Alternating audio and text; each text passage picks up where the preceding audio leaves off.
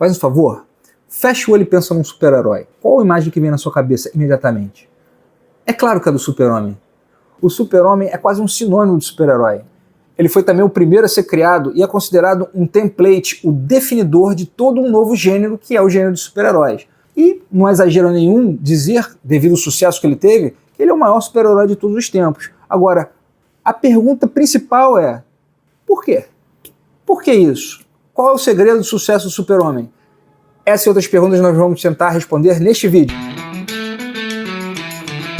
Em 1938, é lançada a Action Comics número 1, com a estreia do Super-Homem com uma tiragem de 200 mil exemplares. A coisa deu tão certo que já no ano seguinte é lançada a primeira revista em quadrinhos dedicada a um único super-herói, a Superman número 1. E para vocês terem uma ideia da expansão do negócio, durante as décadas de 40 e 50, a coisa lá que inicialmente foi 200 mil, chegou a 1 milhão semanal. A revista do Super-Homem, né, dedicada exclusivamente a ele. Nos anos 40 surgiram as primeiras séries de rádio e nos anos 50 surge a primeira série na televisão, né? E nos anos 40 já inicia o licenciamento massivo do personagem, mostrando já, numa época antiga, o Super-Homem multimídia. E em 78 é lançado o primeiro filme do Super-Homem. Os estúdios tinham muita apreensão com super-heróis, porque necessitava de muitos efeitos especiais, era uma coisa que seria considerada cara, né, para você produzir de forma bem feita. Era um desafio técnico à época, quando não tinha CGI para fazer. E esse filme, tanto que um dos motes do filme de 78 é "Você vai acreditar que um homem pode voar". Foi o filme mais caro de todos os tempos no ano de 78. E eles conseguiram o feito técnico e o filme foi um grande sucesso, mostrando que filme de super-herói era para ser levado a sério. O Super-Homem aparece em mais de 80 países, tem mais de 10 mil títulos publicados, então não dá para você questionar o sucesso do Super-Homem. A pergunta é, por quê? Será que tem alguma coisa na história do Super-Homem, na narrativa do Super-Homem, que explica o sucesso dele? Para a gente começar a entender, vamos buscar o contexto histórico e a origem dos seus criadores, né? Jerry Siegel e Joe Shuster. Eles são os criadores do Super-Homem e eles eram dois judeus imigrantes nos Estados Unidos. E acho que, se você tem uma ideia do que estava acontecendo, né, nos Estados Unidos, ele estava passando ainda pela Grande Depressão, que iniciou lá em 29, e o mundo estava à beira da Segunda Guerra Mundial. Daí você já consegue entender a premissa, né? O começo da premissa da história do Super-Homem é tal, né? Um ser que escapa da destruição do seu planeta natal chega nos Estados Unidos para se tornar o grande herói salvador da humanidade. Se você entende que os autores eram imigrantes judeus, o contexto da Segunda Guerra e como no final os Estados Unidos atuaram na guerra, você já entende o porquê do impacto dessa história inicial, né? O fato dos Estados Unidos viverem a Grande Depressão também justifica a coisa do herói que defende os fracos e oprimidos, né? Era uma época muito dura para o americano. Agora, esse alienígena, né, esse imigrante intergaláctico, ele não cai em qualquer lugar do planeta, ele cai nos Estados Unidos. E ele não cai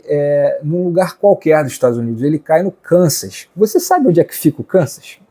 Eu vou botar uma imagem aí para ilustrar o que eu estou querendo dizer. Você vê o Kansas, ele está exatamente no meio dos Estados Unidos. Ele é bem o centro, ele é a meiuca ali dos Estados Unidos. Se você conhece um pouco ali do povo americano, né, da geografia e tudo, você sabe que essa Midlands aí dos Estados Unidos é aonde está o coração, vamos dizer, da americana. Americana é um conceito, assim, de tudo que envolve a cultura americana, tudo que remete aos Estados Unidos, de um passado nostálgico, né? Vamos dizer assim, a boa e velha América, né? É como se fosse a essência da cultura americana no que ela tem de bom, que está lá no passado, que é nostálgico. Kansas rural, que é onde o Super-Homem cai, é um exemplo mais forte disso. Assim, é o berço da americana, é esse centro rural americano, que é muito bem retratado nas pinturas do Norman Rockwell. Eu vou botar aqui algumas imagens para ilustrar. Então, o Super-Homem, ele é educado por esses pais americanos da americana, né? Então ele é forjado, né? É educado, ele aprende esses valores e ele se torna o defensor e a forma como ele enxerga o mundo e os ideais que ele defende são os ideais desta América nostálgica, da americana, né? O Super-Homem, ele é um símbolo muito americano.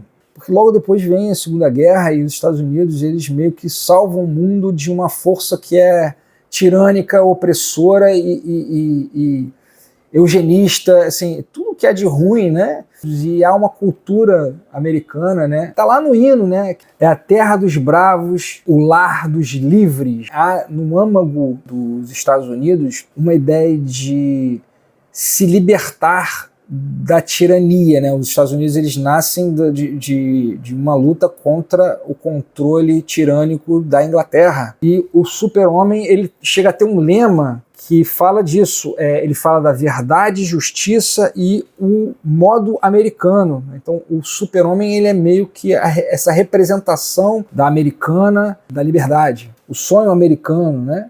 De que você pode, com a sua própria força, se superar e vencer. Já faz tanto tempo que isso aconteceu que a gente pode até colocar o Super-Homem como parte mesmo da americana, porque isso já é um passado nostálgico, né? Eu não vou resistir aqui à tentação de pedir para a inteligência artificial gerar imagens do Super-Homem como se fossem pintadas por Norman Rockwell. E eu vou deixar o resultado no final do vídeo, se você assistir até o final, para você ver o que eu estou falando. Existe na base do personagem a dualidade da identidade secreta. E isso é muito comum nos super-heróis, né? Mais uma vez, o Super-Homem é o template para os super-heróis. E nesse caso aqui, é muito interessante. A identidade secreta, né, o alter ego do Super-Homem é o Clark Kent, que é o oposto do Super-Homem, né? O Clark Kent, ele é tímido, ele é fraco, ele é incapaz. O Super-Homem é o contrário. O Super-Homem, ele é quase que onipotente. Assim, a capacidade dele é quase que total. Não precisa nem ser corajoso, porque ele já ganhou, né? Ele é muito forte, né? Então, assim, o Super-Homem tem esse contraste com Clark Kent. Clark Kent é tímido, o Super-Homem, ele se impõe, a presença dele se impõe, né? O meta-humano, né? O super-homem, né? É como o conceito da caverna de Platão, né? Você tem o arquétipo do ideal do homem e tem a sombra disso, né? Nós vivemos num mundo comum onde nós vemos a sombra de um ideal. Super-Homem é esse ideal, Clark Kent é o humano, que é falho. E vejam como tem a coisa do American Way aí, você pode ser o Super-Homem, né? Depende de você seguir os ideais corretos. E há aí concentrado muito fortemente um símbolo da trama dos trapos à riqueza, dos trapos à nobreza, no caso. Muito curioso que há a troca da roupa, né? Isso é muito dos trapos à riqueza. Isso está concentrado na forma como o Clark Kent se transforma em Super-Homem. Quando ele tira o óculos, ele vira o Super-Homem. Ao ponto das pessoas não reconhecerem o Super-Homem só porque ele está com um pedaço da roupa. O mero óculos já é o disfarce, né? Eu deixo o card aqui para você que não viu a minha explicação sobre essa trama dos trapos à riqueza. Outro aspecto interessante da questão do Clark Kent no Super-Homem, né? A escolha da profissão do Clark Kent, né? O Clark Kent é um jornalista. A função ideal do jornalista é a busca da verdade, né? A parte humana do Super-Homem, ela busca mostrar a verdade. Esse aspecto é exacerbado na personagem que está ali junto com ele, que é a Lois Lane. É a versão super capaz de um jornalista, né? Ela é uma super jornalista. Ela não é uma super mulher, mas ela é uma super jornalista, resistindo à tentação de criticar o que nós temos de jornalismo hoje em dia, mas nós temos uma tradição, e principalmente na América, temos uma tradição de jornalismo investigativo, né? Isso é muito forte. Nesta época, principalmente da depressão, né, de buscar aquela verdade que os poderosos querem esconder. E isso é um traço muito forte da Lois Lane. No início da trama de Super-Homem, uma tensão muito grande de ela tentando descobrir quem é esse ser Super-Homem, ao passo que Clark Kent está do lado dela. É sempre muito falar assim, precisa construir algo para ter uma fraqueza no Super-Homem para que você possa ter alguma trama ou ter algum tipo de stake. Alguma coisa tem que estar em perigo. E se o super-homem é esse ser quase um deus, como é que alguma coisa está em perigo se o super-homem está lá, né? Então é muito comentado a coisa da Kryptonita, né, como um artifício de roteiro para você poder trazer drama à história. Sim, é isso, mas eu acho que as melhores histórias do Super-Homem, elas não usam essa muleta da forma como as pessoas imaginam, né? A pior muleta é quando você traz vilões que são tão poderosos quanto o Super-Homem, né? Então, assim, você vê lá no Super-Homem 2, ele enfrenta 3 kryptonianos, né? Então, assim, o Super-Homem é um deus, então vamos trazer 3 deuses para lutar com ele. E isso, eu acho que isso torna o Super-Homem uma história comum, porque não é... Torna a história do Super-Homem assim, ele vai ter que superar os poderosos, que são tão poderosos quanto ele, com a perspicácia, fazendo a coisa certa ali, com a inteligência, com coisas que não são a característica do Super-Homem, né? Então, assim, qualquer outro personagem poderia resolver a história da forma como o Super-Homem vai acabar resolvendo essa história. Então, as histórias que eu acho mais interessantes, elas são as histórias onde o Super-Homem, ele se vê com dilemas morais, né? Então, assim, se você é capaz de tudo, a pergunta é, você tem que fazer alguma coisa? Eu sei que você pode, mas você tem que fazer? Você vai intervir? É para você intervir ou não? O que é o certo, o que é o errado? E o Super-Homem aqui, ele é um bastião da moralidade, porque se ele não é o moral que faz sempre o certo, né? E o Super-Homem, ele é muito criticado por ser ele é sempre o escoteiro, né? Ele é sempre o bom moço, ao ponto de ficar chato, né? Eu lembro quando eu era adolescente, eu não gostava muito das histórias do Super-Homem, porque ele virava um mala, assim, é o cara que é o mais certinho de todos e o adolescente ele tem um espírito rebelde dentro dele, né? É essencial que ele seja esse bom moço, porque se tem um cara que é quase onipotente, você tem que querer, ele tem que ser bom moço, ele tem que ser em prol do bem, porque se ele for para um outro caminho, vira um tirano, e é um tirano que você não consegue derrotar. Tem histórias do Super-Homem que vão para esse caminho. As últimas histórias no cinema, elas foram para um caminho de tornar o Super-Homem mais realista, mais sombrio, né? Que são histórias, são fios narrativos que existem nos quadrinhos também, que fazem assim, universos alternativos onde o Super-Homem se torna realmente um vilão, um ditador, né? Essa coisa do poder malvado que nos governa. Eu não acho que a história do Super-Homem seja essa história, né?